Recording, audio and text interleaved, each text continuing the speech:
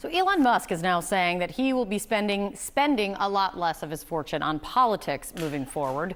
This came out yesterday in a new interview. So why is Musk making this shift now? You'll remember Musk spent more than $290 million to help get President Trump and other Republicans elected. Tesla, though, has struggled this year, really ever since Musk took a leading role in the Trump White House and began to lead his Doge efforts. And now Musk says he's going to spend more time, at least the next few years, still stay on as CEO of Tesla. Something that Harry Enten decided he wanted to look at. What is behind this shift from Elon Musk? What is behind it? Yeah. How unpopular is he? How unpopular is he? How low can you go? Oh my. Okay, take a look here. Elon Musk's net favorability rating. Look at this shift. Back in 2017, before he really started this politics thing, he was at plus 24 points. Look at where he is now.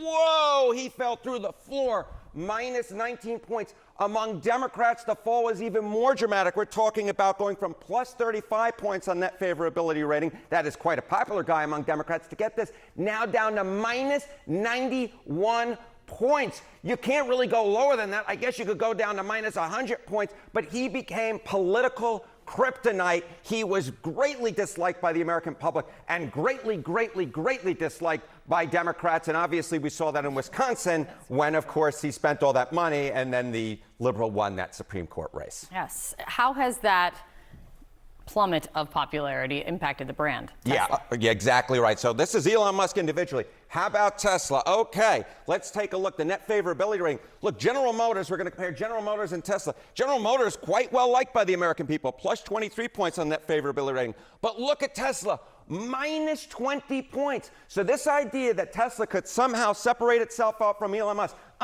the American people saw it the exact same way. And of course, Tesla is a business. They're in the business of selling cars. Awfully difficult to sell cars when you have a minus 20-point net favorability rating driven by Elon Musk's net favorability rating right around the same mark. And it's not a big surprise that Tesla sales had fallen in the past, at least in the first quarter, compared to where they were a year ago. It turns out that Elon Musk's political kryptonite was also becoming kryptonite for selling cars.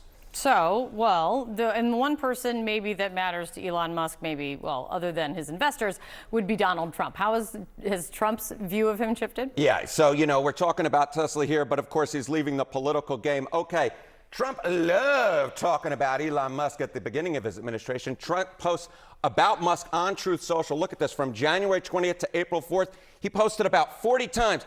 Look, from April 5th onward, 0, 0, 0, 0, 0.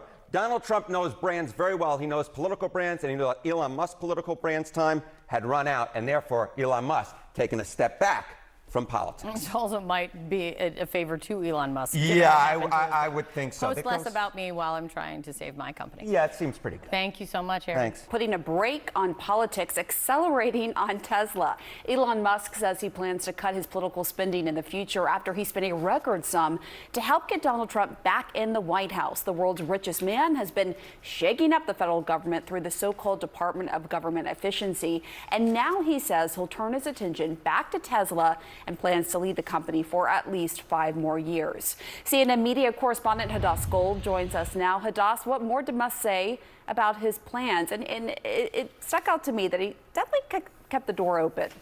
He keeps the door open, but it's stunning to hear from the man who spent more than $290 million in 2024 to help elect President Trump and other Republicans. And then he spent millions more on that Wisconsin judge's race to now say, you know what, I'm done. Take a listen to what he had to say. In terms of political spending, I'm going to do a lot less in the future. And why is that? I think I've done enough. Is it because of blowback? Well, if I see a reason to do political spending in the future, I will do it. I do not currently see a reason.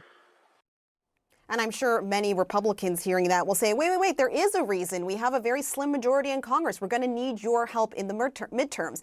And as you noted, he did leave the door open. But there's, of course, a question of why is he suddenly changing his tune when 6 months ago, just a few months ago, he's brandishing a chainsaw on stage and seeming so energized about working in politics. Now, we can just look at the numbers. First of all, we can look at the approval ratings for Elon Musk. If you look at his approval ratings in polls back in February, his disapproval rating was at 49%. In just a couple months, it jumped up to 57%, whereas his approval rating did not move at all. And his work in Washington has affected not only his personal approval ratings, but we've seen it affect Tesla's share price as well. I talked to somebody who has spoken to Elon Musk, who's in his orbit, and he said a few reasons why this is happening. He says Elon has too many asks coming to him, and everyone sees him as a silver bullet spender. He says that he warns Elon Musk has not chosen his midterm bets yet, and he says he is sending a message to the market and his shareholders. And as we saw from Tesla's share price right there, Tesla's share prices have gone up ever since Elon Musk has said he's stepping back from politics. Guys.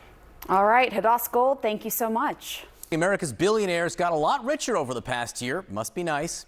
This as Republicans on Capitol Hill are debating the president's tax and spending bill that could make the wealthiest Americans even more wealthy, while leading to deep cuts in certain safety net programs. Matt Egan here with the latest on this. Good for those billionaires. Yeah, John, it must be nice, as you said. But look, this really highlights America's inequality problem, right? Oxfam found that the top 10 richest Americans got $365 billion richer in just the past year. Now, this measures their net worth from April 2024 to April 2025. And this, of course, comes despite the fact that there was that scary market drop earlier this year. This amounts to these billionaires gaining $1 billion collectively each day, which is pretty stunning.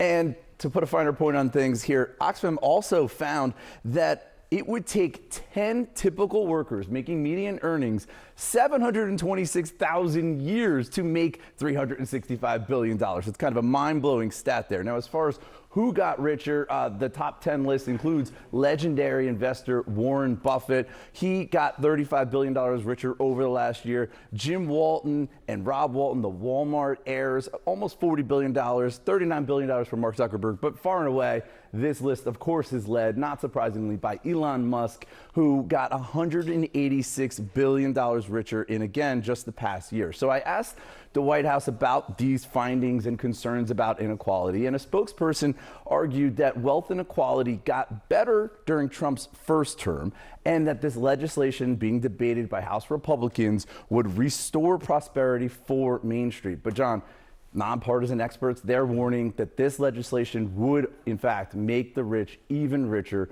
while simultaneously cutting almost $1 trillion from Medicaid and food stamps. Well, and overnight we got a new score about how much this legislation will cost. Yeah, a lot of money. This is coming from the nonpartisan Congressional Budget Office. They're finding that this legislation would add almost $4 trillion in debt over a decade. This comes completely contradicting what the White House said just the other day, arguing that this would not add to the deficit. Keep in mind, this would just add to the mountain of debt that the U.S. already has. Now, that's, of course, a bipartisan problem. Republicans and Democrats alike can share some blame. But this debate over the House GOP tax cuts, it's coming at a time when there's these growing concerns about the fiscal mess, right? Moody's just the other day cut America's perfect credit rating, and there are these concerns that this would also add to inequality. This is the nonpartisan Penn-Wharton budget model. They say that the top 10% of earners would get 65% of the gains here, and the bottom 20%, they would lose $1,000 each next year due to these cuts to Medicaid and also food stamps.